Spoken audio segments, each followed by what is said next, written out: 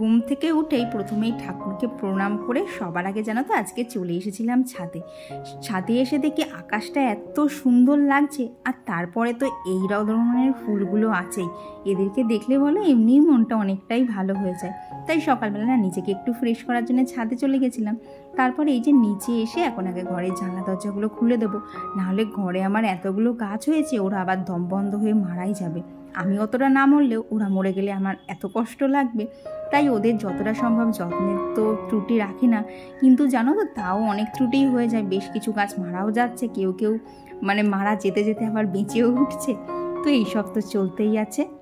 আর আজকের দিনটা ছিল হচ্ছে বুধবার, আর তোমাদের সাথে এখন যখন এই জানলাগুলো খুলছি প্রায় 7:30 মতো বাজে। তবে চলো, আজকের ব্লগটা তো অনেকক্ষণ আগে থেকেই শুরু হয়ে গেছে, তোমরা কন্টিনিউ ভিডিওটা দেখতে থাকো। আর ভিডিওটা তোমাদের কেমন লাগছে অবশ্যই কিন্তু কমেন্ট বক্সে জানিও, আর ভালো লাগলে কিন্তু একটা লাইক করে দিতে একদমই ভুলো না। আর সকালবেলা উঠে তো এই গাছগুলোকে নাড়াচাড়া না করলে আমার যেন মনেই হয় না জানো তো দিনটা বেশ ভালোভাবে শুরু হয়েছে। আর আজকে তো একাদশী, তাই ভেবেছি আজকে ঘরের যা যা পেন্ডিং কাজ রয়েছে সমস্তটা করে ফেলবো। আর জানো তো অনেক দিন ধরেই সমস্ত এই দিকে যে পর্দার যে আর কি রডগুলো আছে, এই দিকে দেয়ালগুলো, এগুলো না ঠিকঠাকভাবে ডাস্টিং করা হচ্ছিল না। ওই ওপরে আর কি যেটুকু প্রত্যেক দিন হাত পড়ে সেটুকুকেই করা হচ্ছিল। আর অনেকেই আমাকে বলো যে এতদিন মানে প্রতিদিন ডাস্টিং করার কি আছে, প্রতিদিন না করলেও তো হয়, আর কি সপ্তাহে একদিন করলে বা 2 সপ্তাহে একদিন করলে হয়। তো তাদেরকে বলতে চাই দিদিভাইরা, আমার বাড়ির পেছনেই কিন্তু আছে, পেছনে ঠিক না মানে সামনেই আছে হচ্ছে একটা মিল, আর বাড়ির থেকে বেশ খানিকটা দূরে আরও 2খানা মিল আছে। তো এই 3টে মিলের কালি কিন্তু এখানকার বাতাসে সবসময় ঘুরছে। আর ঘরের জানলা তো দেখোই আমার সবসময় খোলা থাকে, তো ধুলোর অভাব কোনোদিন ঘরের মধ্যে হয় না।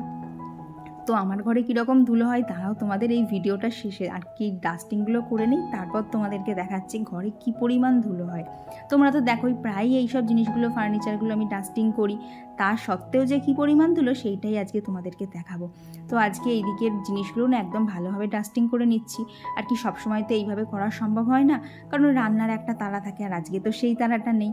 তাই আজকে সমস্ত ফার্নিচার ভালোভাবে ক্লিন করবো। আর এইদিকে দেখেছো আমার হাতের কাপড়টা দেখো, শুধু ওইটুকু মুছেছি, তারপরে এই কাপড়টার এইরকম হাল হয়ে গেছে। আর কি বলো তো কাঠের ফার্নিচার তো এগুলো সব জল তো অ্যালাউ করা যায় না, ওই বছরে একবারই জল দিয়ে একটুখানি মোছায়, তারপর থেকে এইরকম ডাস্টিংই চলতে থাকে। তো ময়লা হয় এত বেশি না, কি বলো তো ভিডিওতে তো এইগুলো দেখানো যায় না, কিন্তু সামনে থেকে দেখলে বুঝবা ঘরে কি পরিমাণ ধুলো থাকে। তাও তো এরকম করে প্রত্যেক সপ্তাহে মোছা চলতেই থাকে। তো এখন এই যে এদিকে দরজাগুলো মুছে নিচ্ছি। আর তোমরা বলো না এইখানটা কেন আমার ধুলো হয় না, এই যে যখনই আমি বেড কভার তুলি তখনই কিন্তু এইভাবে আমি আর কি মুছে দেই, আর তার সাথে কিন্তু তোষকটাকেও ভালোভাবে ঝেড়ে দিই। দেখেছো কীভাবে ধুলো উঠছে, তো এই ধুলোগুলোও সব ভালো করে ঝেড়ে দেই। আর এখন এইদিকে ঘড়ি, তারপর এইদিকে ধরো ফটো ফ্রেম। আর জানো এদিকে গিয়ে দেখি ওইখানে দেয়ালে প্রজাপতি লাগানো ছিল, একটা প্রজাপতি খুলে গেছে, তো জানো তো ওইখানে আবার বস্তায় টেপ দিয়ে না আটকে দিয়েছিলাম। তো এইভাবেই প্রতিটা নিয়ত আমি আমার ঘরটাকে একদম সুন্দর নিরিবিলি আমার পছন্দ মতো গোছানোর চেষ্টা করি গো। আর দেখবে বিয়ের পর প্রত্যেকটা মেয়েরই কিন্তু একটা স্বপ্ন থাকে তার নিজের একটা ঘর হবে, যে ঘরটাকে সে নিজের হাতে করে সুন্দর করে সাজাবে মনের মতো করে। তো বলতে পারো এই ঘরটাকে নিয়েও আমার ঠিক সেই রকমই স্বপ্ন, একদম মনের মতো করে সাজাবো। আর আমি একটা জিনিস অর্ডারও করেছি, যদি আজকে চলে আসে তাহলে তো তোমাদের সাথে শেয়ারও করে দেবো।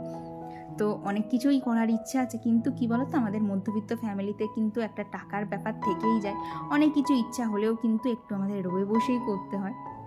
আমার গতদিনের ব্লগে শাশ্বতী চৌধুরী দিদিভাই বলেছে যে তোমার মতো এমন বউ বলো বা বৌমা বলো পাওয়া কিন্তু ভাগ্যের ব্যাপার, খুব ভালো থেকো তুমি। তো বউ হিসেবে কতটা সাকসেসফুল আমি জানি না, সে সার্টিফিকেট তো কৌশিক দিতে পারবে। তবে কি বলো দিদিভাই, বৌমা হিসেবে সার্টিফিকেটটা আমার খুব একটা ভালো না, কারণ শ্বশুরবাড়িতে সব বৌমারাই কম বেশি কিন্তু তারা কিছু জানে না, তারা কিছু পারে না, তারা কিছুই করতে পারে না, এই সবগুলো কিন্তু আমাদের শুনতেই হয়। আর যার জন্যে কিন্তু সারাদিন অক্লান্ত পরিশ্রম করলেও সেই দিনের শেষে একটা কিন্তু থেকেই যায়, এটা করতে পারোনি, এটা হয়নি। তো এগুলো শুনেই আমাদের চলতে হবে, কিছু করার নেই, এটাই একটা বলতে পারো নিয়মের মতো হয়েছে। আর সত্যি কথা বলতে তোমরাই বলো তো, কেউ তো যোগ্য হয়ে জন্মায় না, তাকে যোগ্যতাটা অর্জন করতেও তো একটু সময় দিতে হবে। কিন্তু শ্বশুরবাড়িতে আসলে সবাই মনে করে একটা মেয়ে পুরো একদম ট্রেনিং প্রাপ্ত হয়ে এসেছে, তার মধ্যে কোনো ভুল ত্রুটি থাকতেই পারে না। কিন্তু তোমরাই বলো, মানে তোমরা বলতে কি মানে আমরা মেয়েরাই বুঝি বলো, আমরা বিয়ের পর যে পরিমাণ সংসারটাকে সামলাই, বাড়ি থাকতে কিন্তু এইসব কোনো কাজই মায়ের দৌলতে করতে হয় না। মা দেখবা যতক্ষণ কিন্তু পারে সমস্তটা নিজে করার চেষ্টা করে, হ্যাঁ যখন আর পারে না তখন একটু হেল্প করার কথা বলে, কিন্তু এই যে শ্বশুরবাড়িতে এসে কেউ হেল্প করার থাকবে না, যা করতে হবে নিজেকেই করতে হবে। তুমি করলে তোমার ঘর বাড়ি পরিষ্কার থাকবে, তোমার খাওয়া দাওয়া হবে, যদি না করো কিছুই হবে না। আর এই দিকে দেখেছো, তোমাদেরকে বললাম না কী হারে ধুলো বেরোবে, ওই দেখো কীরকম ধুলো বেরোচ্ছে। কেউ বলবে আমি প্রত্যেক সপ্তাহে এইভাবে ঘর ঝাড় দিই, ডাস্টিং করি। আর তোমরা যারা রেগুলার আমার ভিডিও দেখো তোমরা তো জানোই প্রত্যেক দিনই এইভাবে বসে বসে ঝাড় দেওয়া হয়, তারপরেও যে এত ধুলো কী করে বেরোয় সত্যি আমার জানা নেই।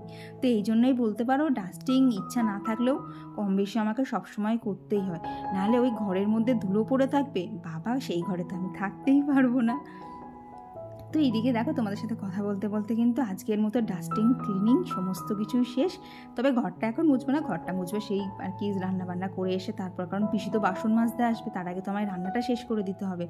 কারণ কি বলো তো, এই বাসন মাজা মানে পিসি আসার পর আমার বাসন মাজাটা কমে, জানো তো, একটুখানি তাও মানে হাঁপাই, তবে অতটা হাঁপ লাগে না। আর দেখো গাছে কি সুন্দর ফুল ফুটেছে না। আর একটা জিনিস দেখবা, দেখো লঙ্কা গাছের লঙ্কাটা কিন্তু বেশ অনেকটা বড় হয়ে গেছে, এটা দেখে বলতে পারো আনন্দের আর শেষ থাকে না আমার। বাজে হচ্ছে 9:30, ফাইনালি 1 ঘন্টা ধরে ডাস্টিং সমস্ত কিছু কমপ্লিট করালো। তোমরা হয়তো 2-3 মিনিটে দেখছো, কিন্তু করতে অনেকটা সময় লেগেছে। আর বিশ্বাস করো সব থেকে কষ্ট হয়েছে ঘরটা ঝাড় দিতে, এতটা ডাস্টিং করার পর উফ ধুলোই কে ধুলো। আর আমার এখন কাজ বলতে আজকে ভেবেছি মাথাটা একটু তেল দেবো, বহুত দিন পর আজকে মনে হচ্ছে একটু তেল দেওয়ার দরকার। আগে শ্যাম্পু করবো, শ্যাম্পু করে পরিষ্কার হবো, তো সেই জন্যে ভাবলাম মাথাটা একটুখানি তেল দিয়ে দেই, দিয়ে পরিষ্কার হই। বাবা কতদিন পর গোপালকে ঠিকঠাক করে আমি স্নান টান করাতে পারবো, বাকি তো ওগুলো অত কিছু পারে না। কৌশিক বাড়ি থাকলে এগুলো আমার অতটা অসুবিধা হয় না, কিন্তু বাড়ি না থাকলে আমার প্রচণ্ড অসুবিধা হয়ে যায়, কারণ ও গোপালকে পুরোপুরি একদম করতে পারে, কিন্তু বাপি তো অত পারবে না। জামা কাপড় ছাড়া সেই গোপাল 4 দিন ধরে একই জামা কাপড় পরে রয়েছে, আমার আর ভালো লাগছে না, মনে হচ্ছে কতক্ষণে স্নান টান করে সব কিছু করি। তো চলো ঝমাঝম সব কটা কাজ শেষ করে নিই। জানো তো নিচে চলেই যাচ্ছিলাম, তো ভাবলাম আজকে একটুখানি চুলের একটু যত্ন নেওয়া যাক। আর মৌ লাইফস্টাইল থেকে দিদিভাই বলেছে আমার হেয়ার কেয়ারটা শেয়ার করতে।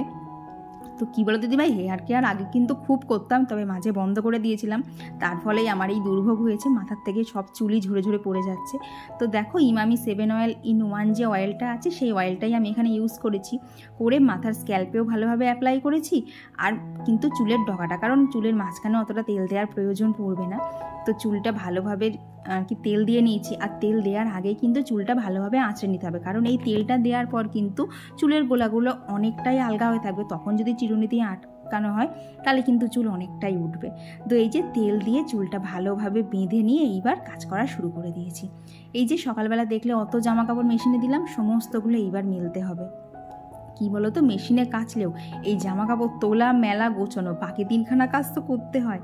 খাবারগুলো মেলা কমপ্লিট করে আগে গিয়ে জানো তো রান্নাঘরে ঢুকতে হবে। উপর থেকে নিচে আসতে না আসতেই আমার পার্সেল চলে এসেছে, এখানে একটা ঘর সাজানোর জিনিসই রয়েছে, তো এখন শেয়ার করবো না, তার আগে কাজটা সমস্ত কিছু শেষ করে নিই, ঠান্ডা মাথায় খুলে তোমাদের সাথে শেয়ার করবো।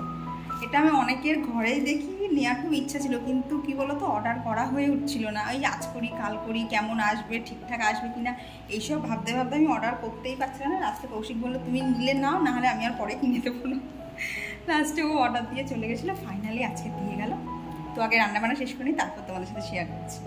তারপরে এই যে নিচে এসে 3টে আমন্ড দিয়ে একদম হেলদিভাবে দিনটাকে শুরু করে দিলাম। তবে কি বলো তো আজকে আর বিস্কিটটা খাই না, কারণ একাদশী তো বলে পুরাটা একদম খেতে নেই, কিন্তু বিস্কিট দেখবা কিন্তু পুড়িয়েই তৈরি হয় আমার যতটা মনে হয়, তো সেই জন্য না একাদশী দিনে আর বিস্কিটটা খাই না।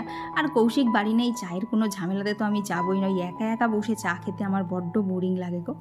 তো এখান থেকে যা যা রান্না হবে জিনিসপত্র বার করে নিলাম। আর আজকে করবো হচ্ছে খাউনের চাল যেটা হয় না, এটাকে কিন্তু জানো তো মিলেট রাইসও বলে, তো সেইটারই খিচুড়ি করবো, আর তার সাথে থাকবে হচ্ছে ফুলকপি আলুর তরকারি, এই যে পাঁপড় ভাজাও হয়ে গেছে, আর সাথে কিন্তু বেশ কিছু পটলও ভেজে নেব। তো এই হচ্ছে আজকের একদম সিম্পল রান্নাবান্না। আর জানো তো পাঁপড়গুলো তো ভেজে নিয়েছিলাম, ভেজে একটা এইভাবে কৌটোর মধ্যে রেখে দিয়েছি, প্লাস্টিকের মধ্যেও রাখা যায়, তবে কি বলতো বারবার খোলা হয় তো ওই শেষের দিকে পাঁপড়গুলো নরম হয়ে যায়, কিন্তু এইভাবে যদি একটা কৌটোর মধ্যে রাখা হয় তাহলে যদি সব পাঁপড় আজকে নাও ওঠে তাহলে কিন্তু সেগুলো পরের দিন খাওয়া যাবে। আর আজকে আমার টিফিনে রয়েছে হচ্ছে প্লেন একদম একটুখানি মোটা করেই ছাতু গুলেছি, ছাতু খাবো। আর ওদিকে বাপির দইটা একটু ঢেলে নিলাম, দিয়ে দেখো এদিকে রান্নাবান্নাগুলো চলো কন্টিনিউ চলুক। আর সেই সাথে তোমাদের সাথে বেশ কিছু কমেন্ট শেয়ার করি। তো আমার আগের দিনের ভিডিওতে অহনা দাস দিদিভাই বলেছিল যে হোম ট্যুর দাও, শাড়ি কালেকশন দাও, তো দুটোই দেবো, দাঁড়াও ঘরটা আরেকটুখানি বাড়িটা সাজানো বাকি আছে, আর শাড়ি কালেকশন কৌশিক আসুক তারপরে, না হলে আমার একার পক্ষে ক্যামেরা ধরে ভিডিও করা প্রচণ্ড চাপ হয়ে যাবে গো। আর দিদিভাই বলেছে যে লাইভে আসো, তো লাইভে অবশ্যই আসবো, দাঁড়াও 10K সাবস্ক্রাইবারটা হয়ে যাক, নিশ্চয়ই আসবো। আর দিদিভাই বলেছে জানো তো এমন অনেক মানুষ আছে যারা অনেকের লোকের মাঝে থেকেও একা থাকে। হ্যাঁ গো দিদিভাই, এই জিনিসটা আমি জানি, কারণ এইসব অনেক সময় আমাদেরকে পেরিয়ে আসতে হয় বিভিন্ন ক্ষেত্রে বিভিন্নভাবে, যে আমরা অনেক মানুষের মধ্যে থেকেও কিন্তু নিজেকে কেমন যেন একা একা ফিল করি। তো অনেক কিছুর সাথেই পরিবেশে থাকতে গেলে মানিয়ে নিতে হয়, আর এই রকমভাবে মানিয়ে নেওয়া আর মেনে নেওয়া এই দুটোকে চালাতে চালাতেই কিন্তু আমাদের মেয়েদের জীবনটা শেষ হয়ে যায়। তো এরই মধ্যে দেখলে আকাশটা ভালোভাবে মেঘ করে গেছে, তো ভাবলাম জামা কাপড়গুলো অনেকটাই শুকিয়ে গেছে, তো ছাদে গিয়ে তো দেখি জানো তো পুরোপুরি শুকিয়ে গেছে, তাই জামা কাপড়গুলো সব নিয়ে চলে এলাম। আর এখন এই যে গাছগুলোকে সমস্তগুলো নামিয়ে দিলাম। তো অনেকেই মনে করে ইনডোর প্ল্যান্টের কি এমন যত্ন, ঘরের মধ্যে আছে একটু করে জল দিলেই তো হয়ে যায়।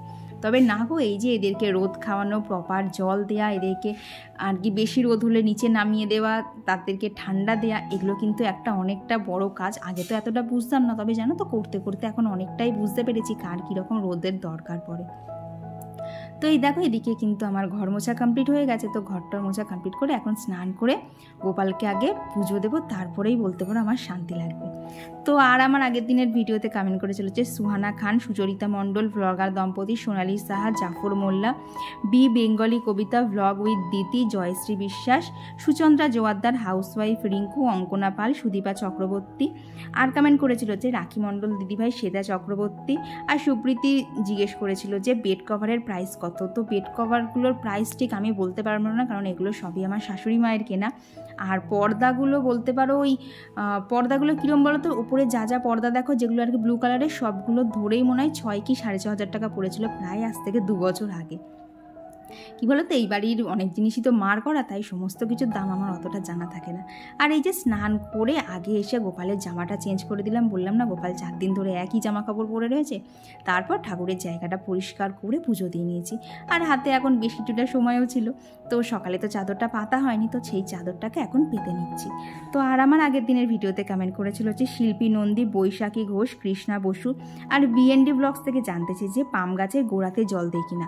তো পাম গাছের গোড়াতে কি বলতো, সেইভাবে রেগুলার জল দিই না, যখন দেখি মাটিটা শুকিয়ে গেছে তখনই জল দিই। আর ডেলি যেরকম জল ওপরে পাতায় স্প্রে করি সেটা তো থাকেই ডেলিকার, তবে গোড়া যতক্ষণ না শুকোয় আমি কিন্তু জল দিই না। তো আর আমার আগের দিনের ভিডিওতে কমেন্ট করেছিল হচ্ছে সুধা ধীবর দিদিভাই, Sonali Sarkar, surprise beach chairs, lovely, Arpita, story Bong, Priyanka, Surabhi Mondal Ghosh দিদিভাই, অনামিকা হালদার, আবৃতি কেন্দ্র, তানিয়া সরকার। তো তোমাদের সকলকে জানাই অনেক অনেক ধন্যবাদ। আর এই দেখো আমাদের কিন্তু লাঞ্চও কমপ্লিট হয়ে গেছে, আর এখন প্রায় এই বিকেল 4:30 কি 5টা মতোই বাজে। তো সকালে দেখালাম না যে পার্সেলটা এসেছিলো, তো সেইটার মধ্যে এই জিনিসটা আর কি, এই ওয়াল হ্যাঙ্কিংটা অর্ডার করেছিলাম। এটা আমার ভীষণ পছন্দের, অনেক দিন ধরেই দেখতাম, বলতাম না, কিন্তু ওই যে কিনবো করে কেনা হতো না। তো কৌশিক রেগে মেগে গিয়ে অর্ডারটা দিয়েই দিল যে তোমার ভরসায় থাকলে এই জিনিস আর বাড়িতে আসবে না। তো এখানে ভাবছিলাম কি দেয়া যায় না যায়, তো দেখছি জায়গাটা তো খুবই ছোট, কিন্তু এই ফুলগুলো দেখো সবই বড় হয়ে যাচ্ছে। তো এই ফুলগুলো পেয়েছি, এই দেখো আমাদের বিয়ের যে মেনু কার্ড ছিল সেই মেনু কার্ডের সাইডে ছিল। তো এই ফুলটা তো পুরোপুরি ধরলো না, তাই নিচ থেকে টপটা নিয়ে নিয়েছি আর ওপর থেকে শুধু ফুলটা নিয়ে নিয়েছি। তো এইভাবে ওই জায়গাটা ডেকোরেট করবো। কি বলো তো, কোনো জিনিস ফেলা যায় না, সমস্ত জিনিসই কিন্তু কোনো না কোনোভাবে কাজে লেগে যায়। তো এই দেখো ফুল আর টব দিয়ে এইভাবে জায়গাটাকে সাজিয়ে নিলাম। তো কেমন লাগছে জায়গাটা তোমরা কিন্তু অবশ্যই জানিও। তো তোমাদের সাথে দেখা হচ্ছে আমার অনেকক্ষণ পরে, এখন এই 7:30 মতো বাজে। নিচের সমস্ত কাজ কমপ্লিট করে এখন ওপরে এলাম। এখন এই গাছ কাটাতে জল টল দেওয়া আর নিজের যে এডিটিংয়ের কাজ আছে সেগুলোই করতে হবে। মানে কি বলো তো, লাইফটা না আমার পুরো কচুরিপানা লাগছে, আপন মনে ভেসে চলেছে। মানে কিছু দেখছেও না, কিছু ভাবছেও না, কচুরিপানা যেরকম ভাসে আমিও ঠিক সেরকম ভেসে চলেছি। মানে সকাল থেকে উঠে একই কাজ, একই রুটিন, মাঝে মধ্যে না আর ভালো লাগে না। তো তোমরা কিন্তু অবশ্যই জানিও যে এই ওয়াল হ্যাঙ্গিংটা কেমন দেখতে হয়েছে। কৌশিককে ভিডিও কলে দেখালাম, ও তো বললো ওর দারুণ পছন্দ হয়েছে, আমারও ভীষণ পছন্দ হয়েছে। যে এটা যে এতটা নিখুঁত আসবে সেটা তো একদমই এক্সপেক্ট করিনি, ভাগ্য ভালো চলে এসেছে। তো চলো বন্ধুরা, আজকে ভিডিওটা এখানেই রাখছি। ভিডিওটা ভালো লেগে থাকলে প্লিজ একটা লাইক করে দিও। আর কেমন লাগলো তোমাদের আজকে ভিডিওটা অবশ্যই কিন্তু কমেন্টে জানিও। চলো আজকের টাটা, দেখা হচ্ছে খুব তাড়াতাড়ি এবার পরবর্তী ব্লগে। ততক্ষণ তোমরা সবাই খুব ভালো থেকো আর সুস্থ থেকো।